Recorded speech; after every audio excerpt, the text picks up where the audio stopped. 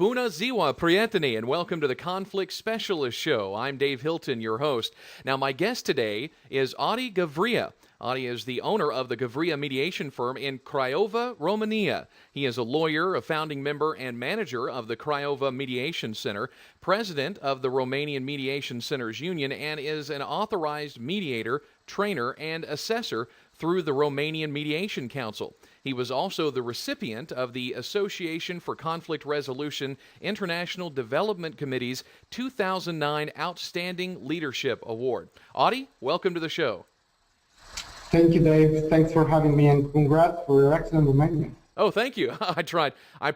My wife thought I was crazy because I was practicing all night trying to make sure I didn't screw that up. So let's start by having you tell us more about your educational and professional background, because I know you didn't start your career as a lawyer or a mediator. You were actually an engineer by training, right?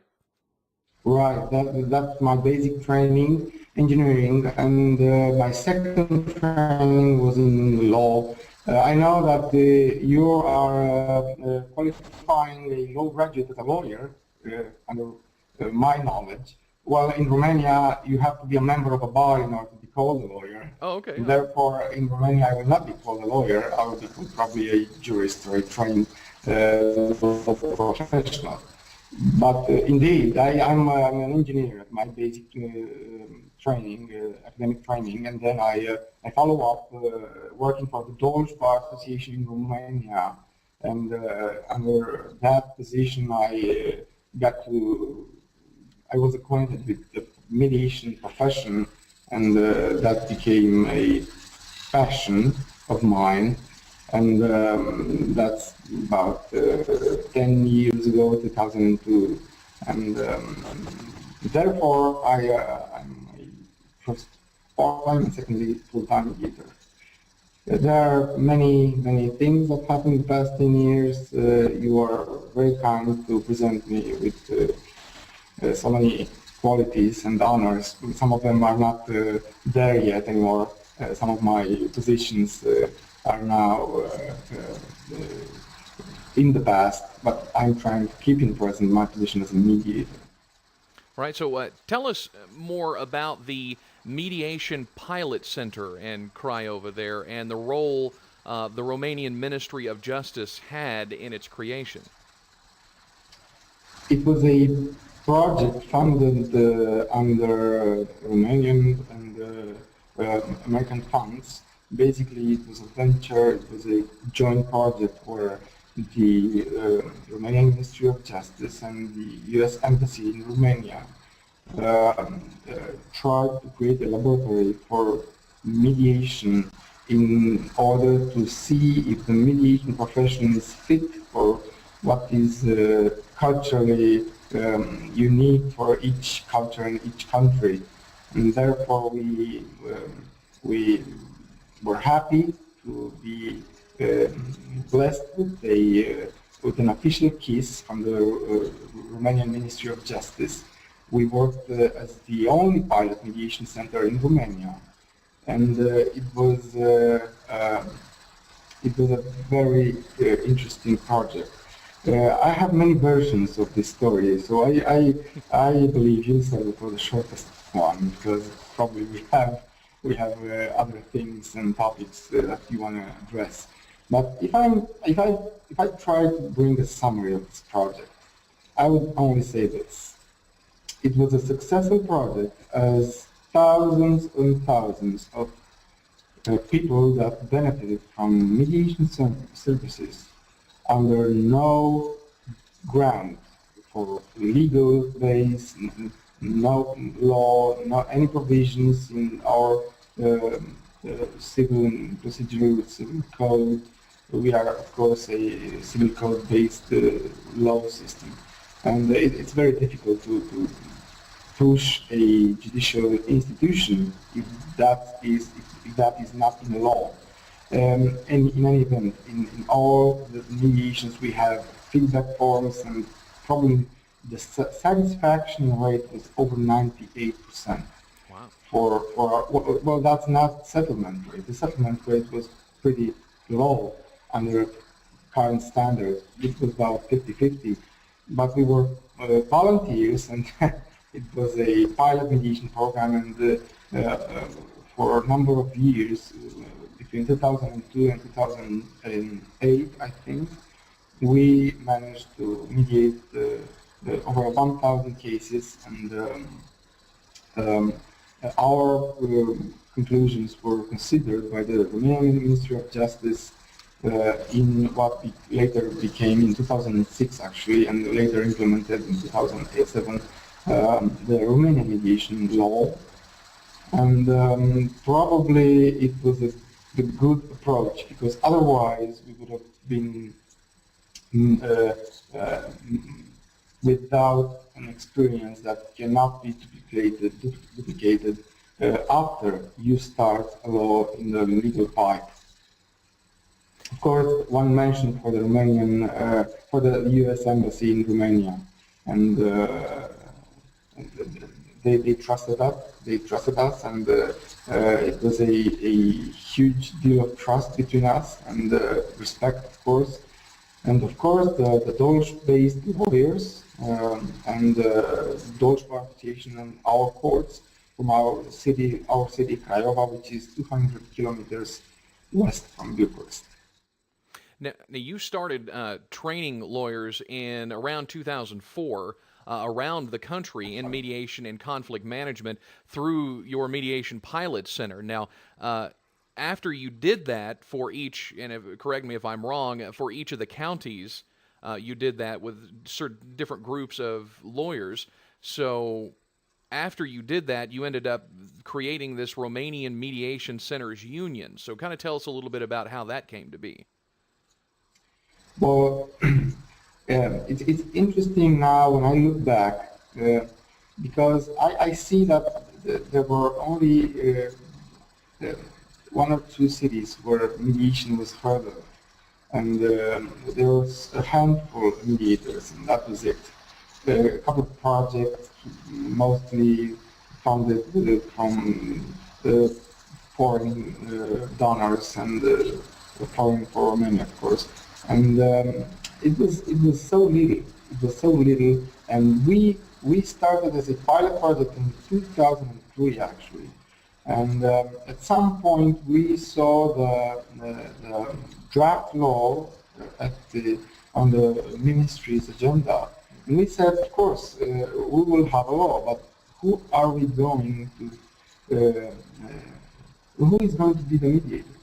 Who are the mediators in this country?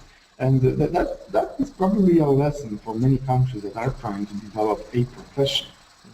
And what we did two things basically. We looked at our 40 counties. Romania has about over 20 million people, and we have 40 counties plus Bucharest. And what we did, we started a dialogue with each bar association. Of course, for each county we have a bar association. Mm-hmm. And we developed a selection process with our partners in the USA. And under that standard, we selected 10 lawyers from each county in order to be trained as mediators and go back and see the mediation. Of course, the first thing was that they would not only try to start mediation, to start mediation centers in their counties, to try to duplicate the pilot centers, but it was that they were lawyers, and at that point the lawyers were the only professionals that had mediation activities in their state, possible mediation activities in their state. And we had a legal base, a legal ground for that project. Mm-hmm. They went back and they became counterweight for the reactions to come. Mm-hmm. And I'm not talking about the reactions that came in the following days. I'm talking about the reactions that are coming even now. Right. 8 years after that. Of course, each project needs to develop a communication strategy, and we thought that if we have a form that we can use in order to better communicate and create strategies and implement them nationally would be a good idea. And therefore, each group of the 10 lawyers that were trained, all of them in our mediation center's facility in Craiova, so they all traveled to our city and got training, which was done by Romanian and American trainers. The Romanian trainers were the volunteers that mediated in that project for some years. They went back and created their mediation centers. Some of them were formal, some of them are still formal. Some of them did manage to create some projects. We even managed a project for public awareness under some criteria, and I think that out of the 24 mediation centers of these mediation centers were beneficiaries for small grant for public awareness. In any event, to make the long story short, I promised. In time, when we look back, probably this was a good idea because it helped. It helped, but not by not creating a reaction that was stopped structurally. Now, Romania was an early adopter of mediation because I know that the mediation law that you had was in 2006, so you were even ahead of the European Union, who didn't adopt Absolutely. their mediation directive until 2008. So, I mean, what did that piece of legislation do for mediation in Romania? And do you work through the court system, or do you work separately from the courts? Well, which question should I answer first? They're so interesting, all of them. Let me just say that the directive enforced our law. Because our law, in its most part, was following the philosophy of the directive, the EU directive. So we didn't have to do much work on the law. We didn't had to implement the directive because we already had the law. We only had to work on a couple of little things. What was important is that the law in Romania says that there is only private mediation. So a mediator can be only managing his own business, or can be hired with a contract as an individual by a firm that is created by another mediator that is managing, or by another group of mediators that are managing their own business. And basically, we have this quality assurance body, which is called the Mediation Council. I believe that you will be presenting the website link. And the Mediation Council authorizes mediators and mediation forums, which are the companies that are being established in order to be able to provide mediation services. So the mediators are the individuals. The providers can take only 3 shapes under the mediation law, and each of these shapes are authorized by the Mediation Council. Therefore, we are managing to create our own mediation system where the mediator is accountable, and we need to follow a minimum standard for mediation training and a minimum set of rules and principles for mediation for the mediator's conduct. So, what are those standards? The training standards. I know that they're a lot greater. I mean, like here in the United States, I can do a 40-hour mediation training and technically be qualified to mediate a case. And if I want to do any type of family or divorce mediation, then I have to take an additional 24 hours worth of training. So what are the requirements there in Romania? Well, I know that there are countries where you only need to print a business card in order to be called a mediator. Right, right. So your standards are pretty high as well. Uh, in our country, the minimum standard is for 80 effective training hours, and you cannot take more 6 hours of training each day. Basically, that turns for 14 training days for an individual who's interested to be authorized as a mediator. If you're not authorized as a mediator, you cannot provide mediation services in Romania. Like if you're a foreign mediator, there are standards that can be found on the council's website. I believe that there are some English language materials there.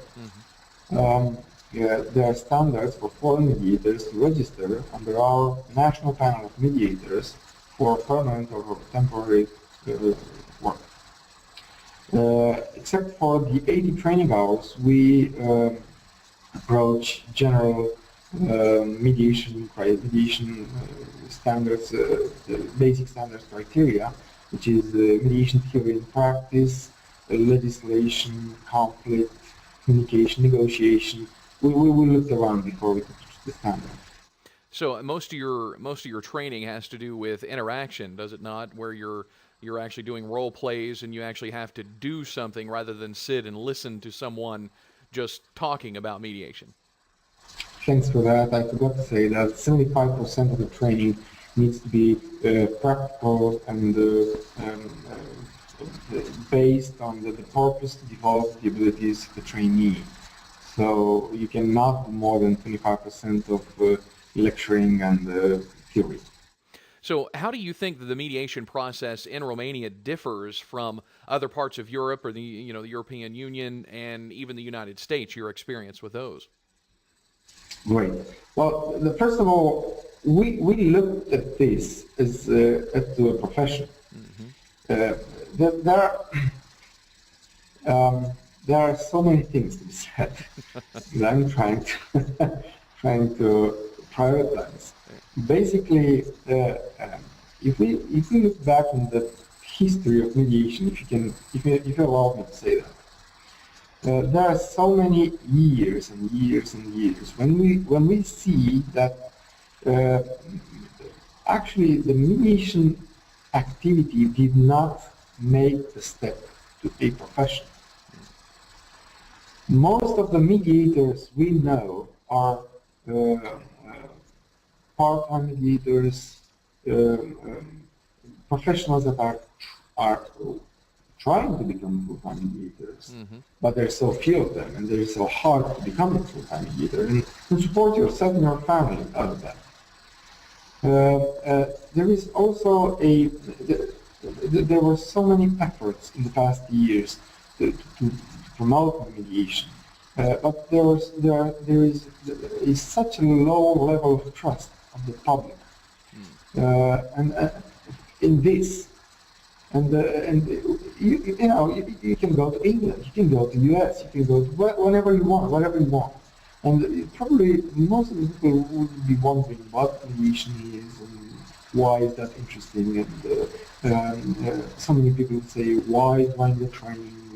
I don't need training to become a mediator to help people settle and resolve problems and make decisions.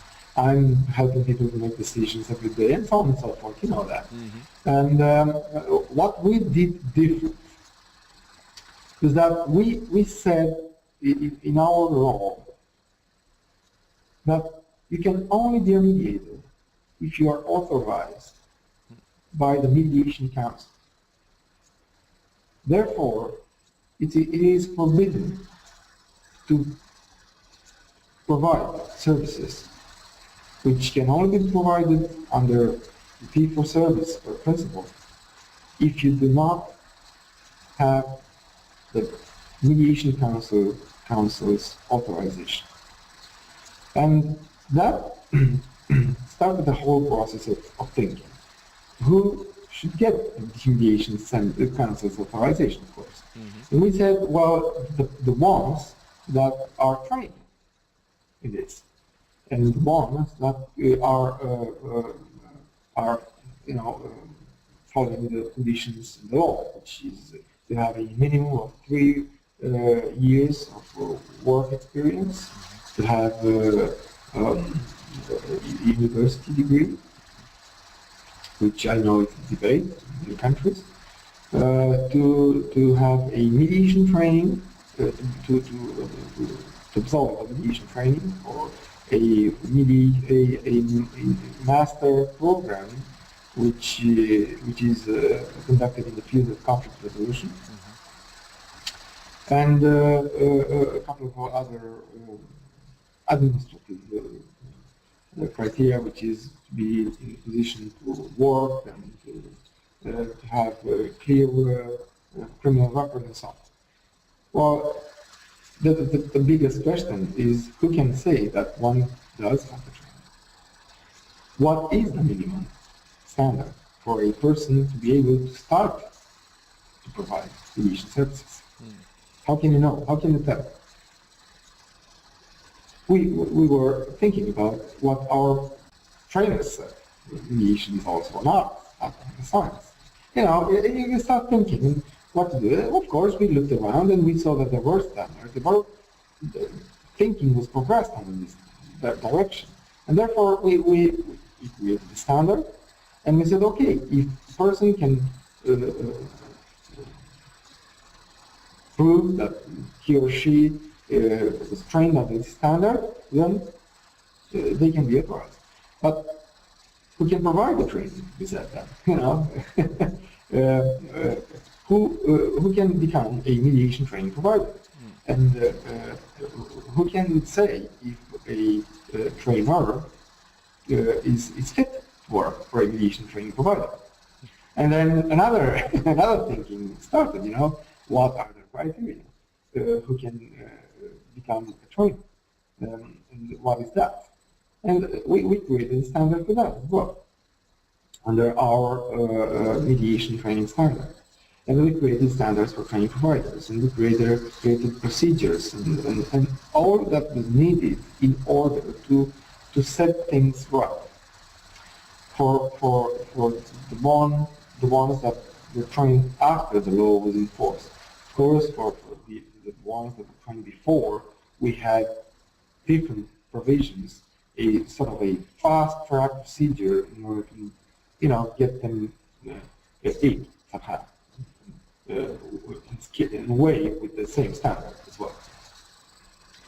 And we also think about the ones that got the training in other countries under different standards, and that our Romanians are trying to come back and work as mediators. And we also thought about foreign people that are trying to become full-time mediators in Romania and open their mediation firms in Romania. And we also thought about foreign mediators that have a case in Romania sometimes, every few years. And we created standards for all of them. Some of the minimum standards are in the mediation law. For example, the mediation law, you can only read the Article 8 in our mediation law to see the law provisions under a foreign mediator, under which a foreign mediator can provide mediation services in Romania. And therefore, we created a whole list of mediators for the whole country. And that list is published under, of course, real-time procedures on the Mediation Council's website. Now, the big question is, how are we getting organized? Another question, because that there are, different visions and ideas that some mediators can think that mediators should be members of a national association, that there cannot be other associations, and we have to stand united and so on. But others say, you cannot, make me be a member of an association if I don't want to. I'm focusing on family. Let me join my family mediators, friends and colleagues and so on. And we work with we choose the second model. Basically, the council is getting the authorization, but you're not a member of the council. The council has only 9 members, which are elected by the mediators from the mediators. So you have to be a mediator in order to get to the point where you can influence policies. And the mediators are free to organize themselves on, in as many groups and associations and organizations as they are thinking of. And we thought that it was interesting to have this free will, at the base, at the foundation of our system. One more thing, and I'm ending this because this is as well the short story. We worked to get to the point where the mediation activity is not an appendix, where it's a profession, and it's not the second room of another profession, or something that the states or governments can control, including the Romanian government. And therefore, we choose total independence. And we said we can organize ourselves. Of course, the parliament is passing the laws in Romania, like in most of the countries. But out of that, the mediators are their policymakers.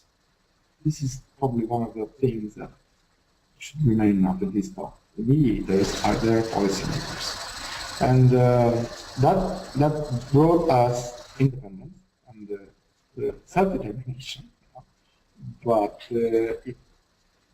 it also brought us the opportunity to find our own funding for all these, beautiful things that you need to do. The council needs space, needs so many other things, and you start, wondering where you can get funds and how can you support the system of the self-sustainability principles.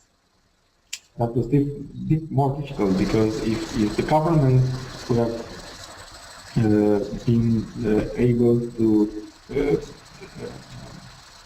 keep track with our development, like one of the early drafts of the law said, some of the members of the Mediation Council were supposed to be counselors from the Ministry of Justice. But we said no. We said no to 5 from 9, no to 6 from to 3 out of 9, and then yes to 0 out of 9 members. So so gathering from what you just said, if there was let's say a company from the United States who wanted to use me as a mediator in Romania and actually wanted you and I to co-mediate, then for me to be able to do that, I would have to submit my training and experience, the fact I have a master's degree in dispute resolution and my mediation experience. I would essentially just submit that to the council, and then they would say, yes, you're able to mediate, or no, correct? Well, you will only have to send your resume to the council, which will most likely congratulate you for your experience, and the council will put you on a temporary list of mediators that are mediating in Romania. So under the effort of an email, you'll be able to, actually I will be able to mediate with you.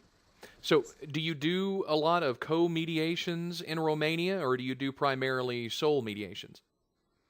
Well, isn't this one of the roots of the conflict, to generalize?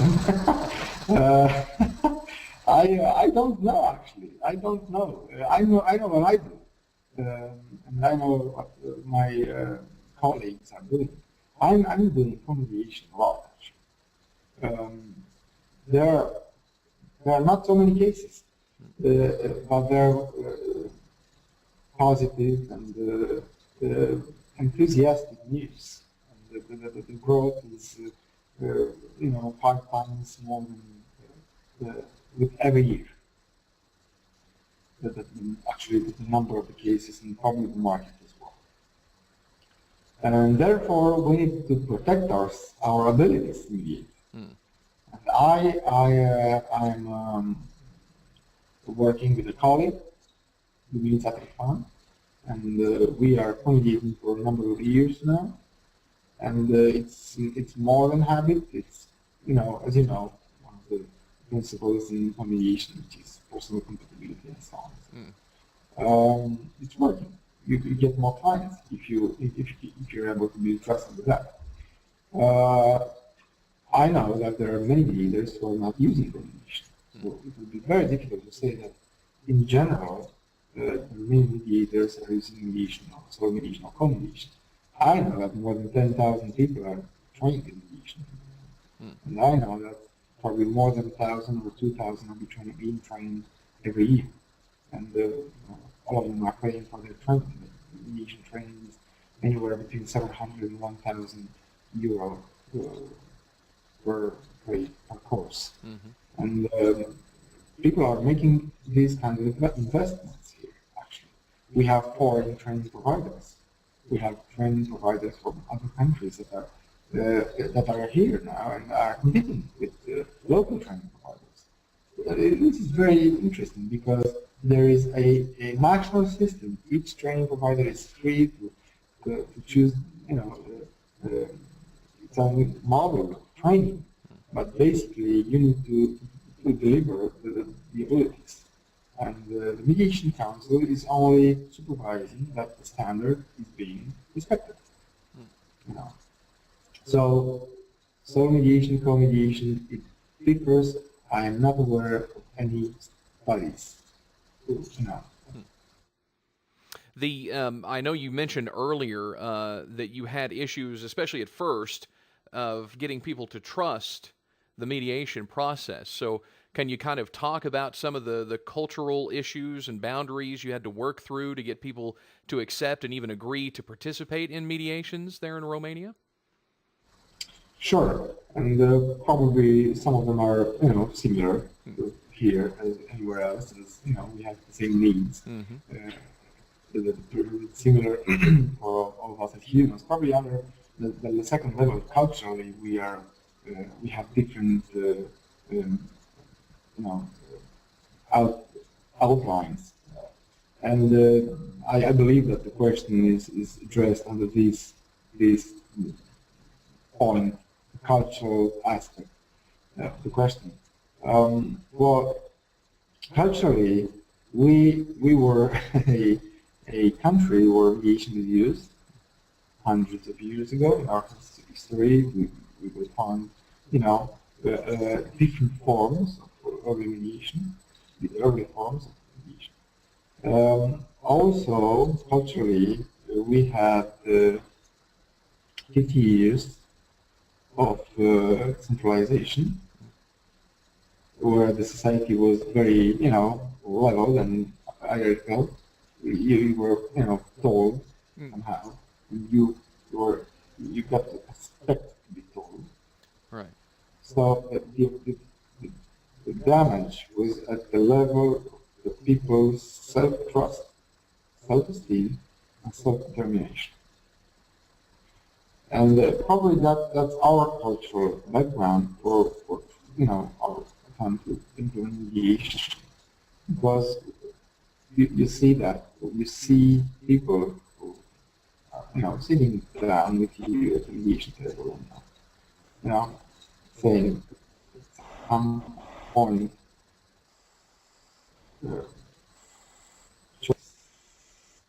that means, it's very difficult for this kind of person to decide for herself. He or she is used to be told by somebody else what's the outcome.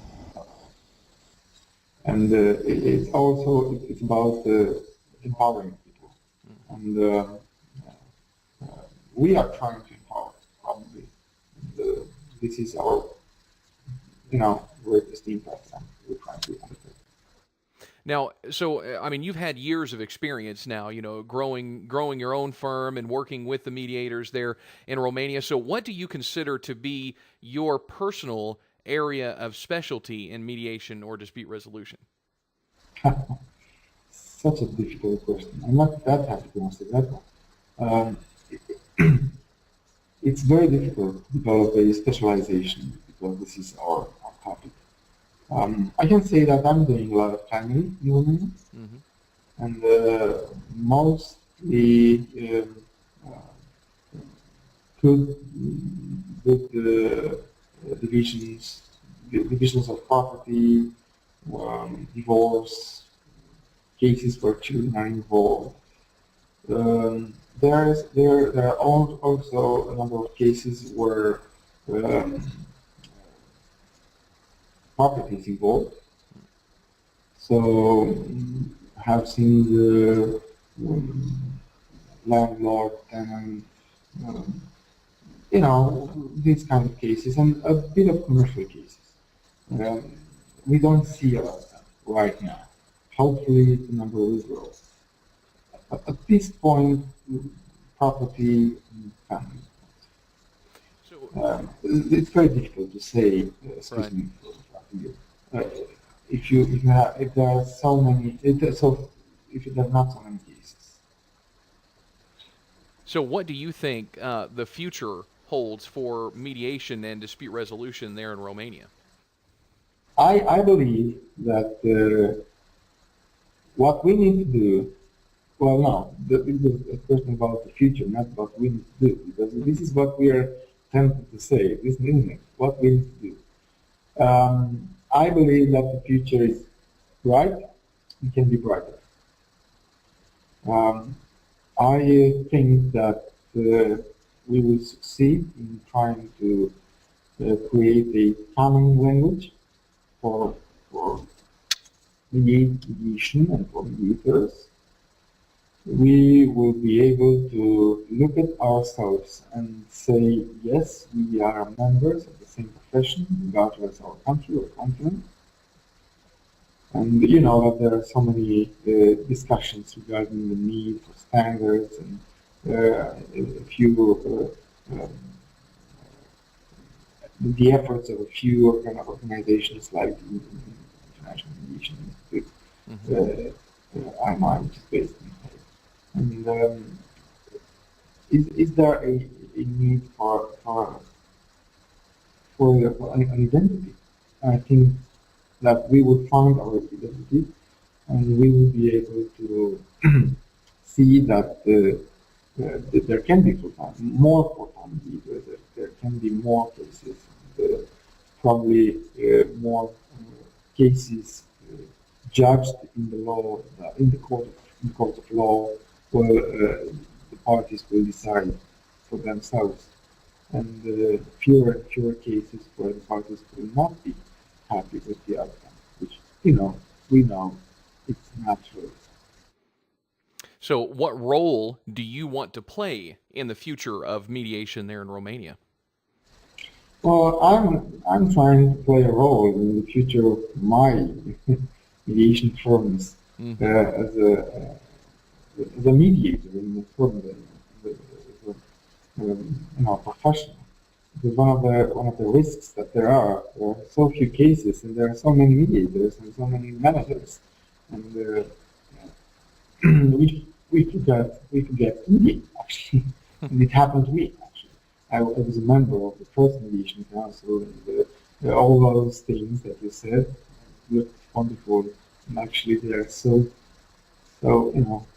small compared to one case of a mediated. And I think that my role is in the past, and I hope that my role will be as an advisor, as my advisor in my country. I'm not trying to have a front row role in the future, because I think that is my country. Well, I think you've already got a front row seat with as much as I've read about your role in helping mediation become something Thanks. even become a true profession there in the country of Romania. So let's talk about some people who may have inspired you. I mean, are there one or two people who you think have had the biggest impact on your interest and passion for mediation and dispute resolution? Is it fair to name somebody? It's my first. It's one of the questions that is flying into my mind. Is it enough for how many? Um, there are a lot of people. There are trainers in mediators, which are based in the United States of America. There are in England, France, Switzerland, Europe, Australia, Canada, probably all the continents that there are. Romania. I would only say two names that had we had the honor to have them as our startup point. They are Fred Soup and Kathleen Patterson. They started this project by coming to Romania and training the first group of mediators that become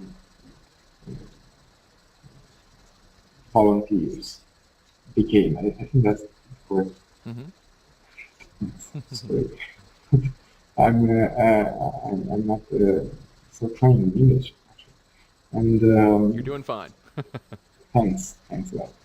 It's a good thing that we can communicate. Yeah, your English is much better than my Romanian, so yeah. Well, I've heard that as well. So thanks. They created the program. They created the vision. And, they were so inspiring to bring so many other American mediators and trainers and Romanian people from so many other places.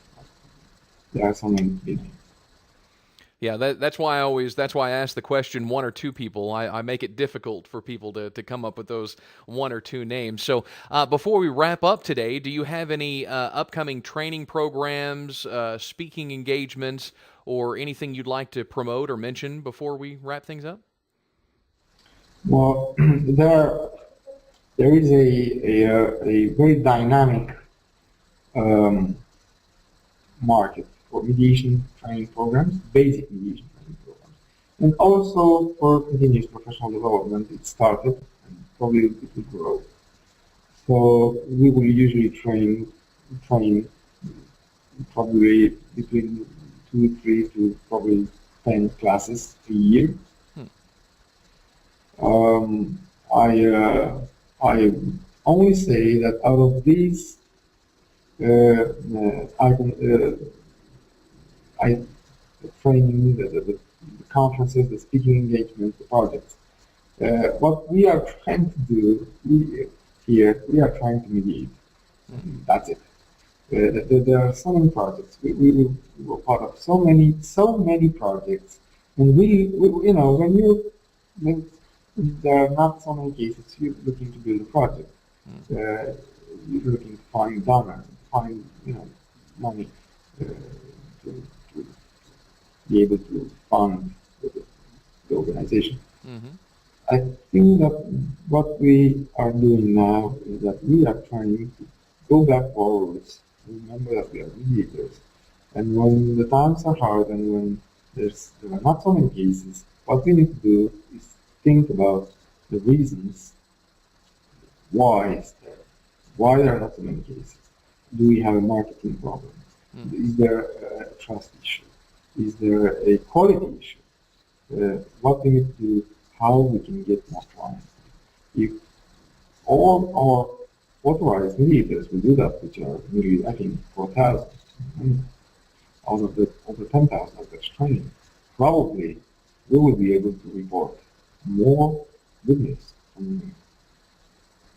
So, speaking of making money, if you want more information about Adi and his services, you can check out his website. It's adigavrila.com. That's ADIGAVRILA.com. RILA.com. And again, I'll put the link down below the video also.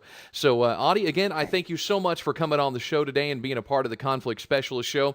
Now, if you happen to have any questions or comments for me or Adi about anything that we discussed in today's episode, or if you have topic or guest suggestions for future episodes of the Conflict Specialist Show, you can leave them in the comments down below. Now, if you enjoyed this episode, I encourage you to share it with your colleagues, with your friends, with your family. I also encourage you to subscribe to our email list so you never miss an episode of the show. And it's easy to do right there on our website at conflictshow.com.